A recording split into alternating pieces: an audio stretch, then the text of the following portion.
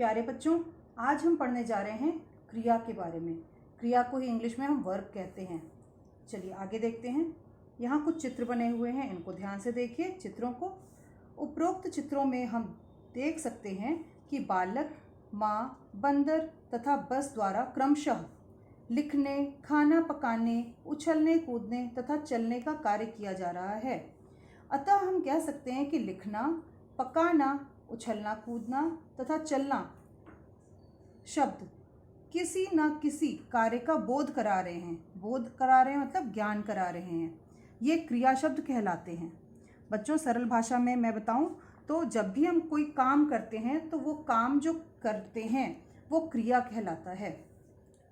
परिभाषा में देखिए, ऐसे शब्द जो हमें किसी काम के करने या होने, काम के करने या होने का बोध कराते हैं, वे शब्द क्रिया कहलाते हैं। ठीक है, तो ऐसे शब्द जो किसी काम के करने या होने का बोध कराते, करने मतलब कि जो काम हम जानबूझ के स्वयं खुद करते हैं, और होने का अर्थात है जो काम अपने आप हो जाते हैं। जैसे कि पेड़ से पत्ते का गिरना अपने आप होता है, सूरज का उगना अपने आप होता है, पानी का झरने से बहना अपने आप होता है। ठीक है, बच्चे का रोना अपने आप रोने लगता है, पलकों का झपकना अपने आप होता है। तो ऐसे शब्द, ठीक है, होने वाले जो हैं, करने या होने का बोध कराने वाले शब्द क्रिया कहलाते हैं। आगे देखिए, क्रिया के उदाहरण। मोहन गाना गाता है। अब ये देखिए, जो गुलाबी रंग से लिखा है ये क्रिया है, गाता है। मनोरमा नृत्य करती है। घोड़ा घास खाता है। मीना पुस्तक पढ़ती है। मानव तैरता है। तो जो गुलाबी रंग से लिखे हैं ये सारे आपके क्रियाएं हैं। मैं आपको एक चीज़ और बता दूं, ये जो है लिखा है ये सहायक क्रिया कहलाती है। क्या कहलाती है? सहायक क्रिया, हेल्पिंग वर्ब। जैसे इंग्लिश में होता है इज, एम, आर होता है, उसी प्रकार से हिंदी में है, था, थी, हूँ, ये सहायक क्रियाएं होती हैं। और मुख्य क्रिया क्या हो गई? गाता, करती, खाता, पढ़ती, तैरता। आगे देखिए, ऊपर दिए गए वाक्यों में गाता है, पढ़ती है, करती है, तैरता है तथा खाता है शब्द किसी न किसी काम के होने का बोध करा रहे हैं, अतः ये क्रिया कहलाते हैं। ठीक है, आगे देखिए, धातु। धातु क्या होता है? क्रिया के मूल रूप को धातु कहते हैं। जब धातु में ना प्रत्यय जोड़ दिया जाता है तब वही धातु क्रिया बन जाती है। क्या बन जाती है? क्रिया बन जाती है। क्रिया का निर्माण संज्ञा और विशेषण से भी किया जा सकता है। अब बच्चों यहाँ पर एक चीज बता देती हूँ, जैसे ये गाता है ना, गाता, तो उसमें अगर हम ता हटा देंगे तो ये गा हमारा मूल रूप हो जाएगा, क्रिया का मूल रूप गा। ठीक है, कर्ता में या करती में ता हटा देंगे तो कर मूल रूप हो जाएगा, खाता में खा मूल रूप हो जाएगा, पढ़ती या पढ़ता में पढ़ मूल रूप हो जाएगा, तैरता में तैर मूल रूप हो जाएगा। ठीक है, मूल रूप मतलब कि धातु रूप हो जाएगा। अगला देखिए उदाहरण, हंस। धातु में ना प्रत्यय लगाने से हंसना क्रिया बन जाती है। खोज भाववाचक संज्ञा में ना प्रत्यय लगाने से खोजना क्रिया बन जाती है। इसी प्रकार हम अनेक क्रियाओं का निर्माण कर सकते हैं। आगे देखिए, क्रिया के भेद।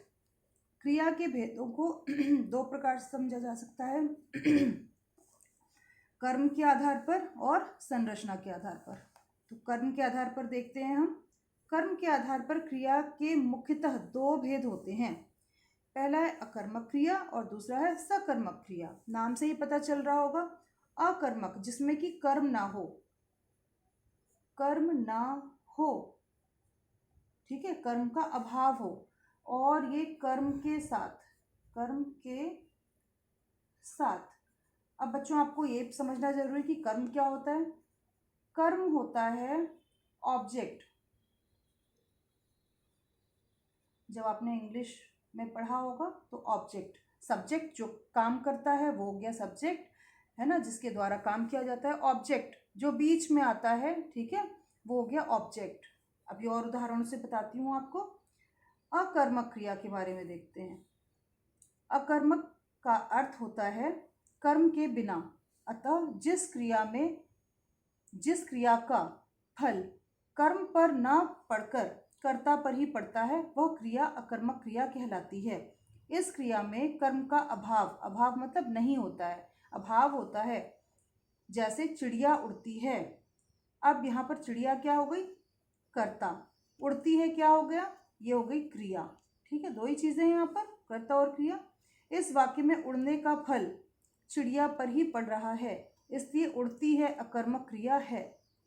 यहाँ पर कोई ऑब्जेक्ट नहीं है, ठीक है, केवल सब्जेक्ट और वर्ब हो गया, तो ये हमारा अकर्मक क्रिया है। अतः क्रिया से संबंधित प्रश्न पूछने पर उसका कोई उत्तर नहीं मिलता, उन्हें अकर्मक क्रिया कहते हैं।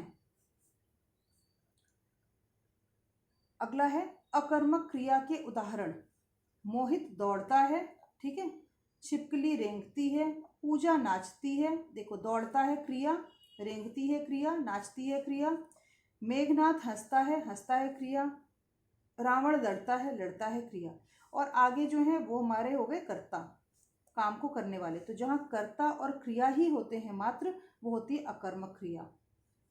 जैसा कि आप ऊपर दिए गए उदाहरणों में देख सकते हैं, दौड़ता है, रेंगती है, नाचती है, हंसता है, लड़ता है। क्रियाओं में कर्म का अभाव है, मतलब कि कर्म नहीं है, एवं क्रिया का फल काम करने वाले पर ही पड़ रहा है, अतः ये अकर्मक क्रिया के उदाहरण हैं। ठीक है बच्चों, अगला देखते हैं सकर्मक क्रिया क्या होती है। नाम से ही समझ में आ रहा है, सकर्मक का अर्थ होता है कर्म के साथ। जिस क्रिया में कर्म का होना जरूरी होता है वह क्रिया सकर्मक क्रिया कहलाती है। इन क्रियाओं का असर कर्ता पर न पड़कर कर्म पर पड़ता है। कर्म मतलब ऑब्जेक्ट, बार बार बता रही हूँ आपको, OBJECT, ऑब्जेक्ट।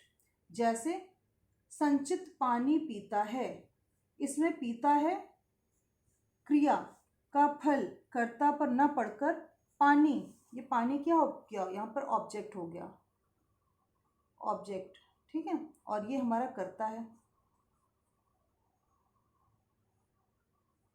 कर्म पानी पर पड़ रहा है, अतः यह सकर्मक क्रिया है।